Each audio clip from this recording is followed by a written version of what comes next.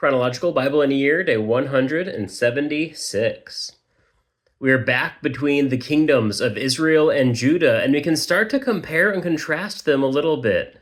But I want to focus today on King Asa. Asa was king of Judah, the southern kingdom, the kingdom composed of the tribes of Judah and Benjamin. Again, the southern two tribes remained loyal, following God.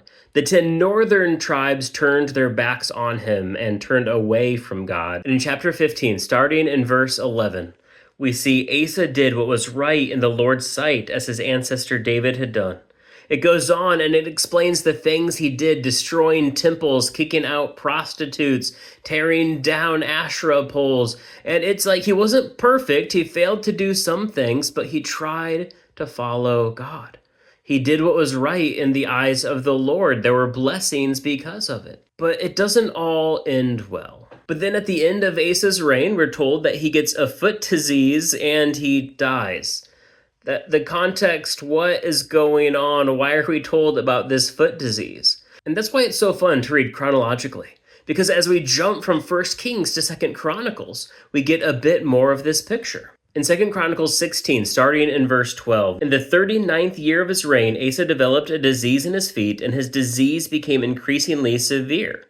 Yet even in his disease, he did not seek the Lord, but only the physicians.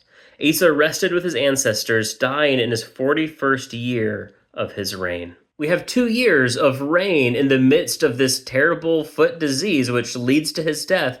And in this 2 years, he turned time and time again, presumably to the physicians, but it says he never called on the Lord. He started his reign doing what was right in the eyes of God, but by the end of his reign, he forgot to call on God for aid, for assistance, for healing. So here's a question for us today. How can we be like early Asa and not like late Asa? How can we be people who don't forget God when the going gets good? Because that's what it seems likely happened.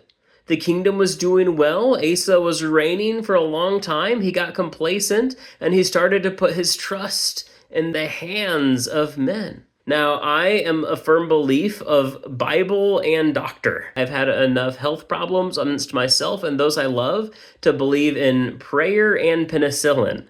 But here it seems like Asa forgot the prayer part. He forgot to turn to God and relied solely on the doctors, and that wasn't enough. So again, how can we be people who we don't neglect the structures God built around us, we don't neglect the discoveries God's led people to, but we also don't forget God either? I'm looking forward to continuing to learn more about these kings tomorrow. But until then, God bless.